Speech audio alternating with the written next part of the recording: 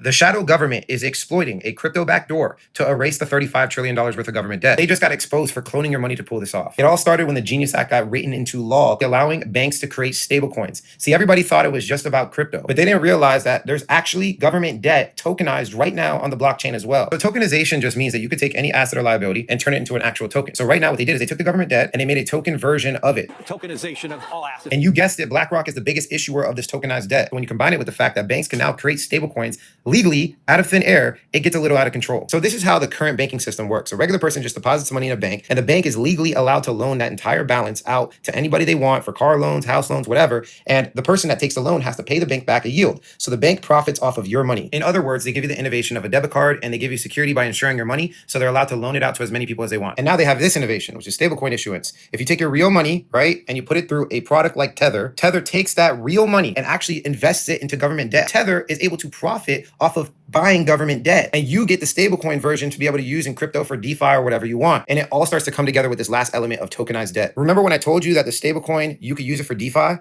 Well, there's a lot of people that are taking that stablecoin money, and you guessed it, putting it right back into government debt. Here's the proof. There's close to $8 billion being currently invested through tokenized government debt. So you have stablecoin issuers like Tether and all these banks that are about to create stablecoins, putting that money into government debt, and then you have the same people that got the stablecoins putting money into government debt. It's duplicating the money and it's flowing back into government debt. This is insane. The Federal Reserve controls money in the United States. They get to pick the cost of interest rates, which is the cost of borrowing money. When we have a high cost of borrowing money, what happens is banks have to give out expensive loans. So if loans are expensive, nobody wants to take out a loan, right? But if loans are cheap because the Federal Reserve lowers interest rates, then we have a lot more people taking out a lot more loans. See, when people take out a lot of loans, that's a lot of new liquidity in the system, and we see asset prices like crypto and stocks go up a lot. So obviously, as an investor, this is like the most important thing and what I've been screaming from the top of my lungs for a long time. Interest rates are dropping, but not only that, this stablecoin duplication hack is also injecting a whole bunch of liquidity. Let me show you. The Bank for International Settlements literally wrote a paper on how crazy this stablecoin liquidity is for government debt. And they came to a conclusion that just through stablecoins buying debt, this is equivalent to the Federal Reserve dropping interest rates by 2 to 2.5 basis points within 10 days. If we have just 10 more tethers,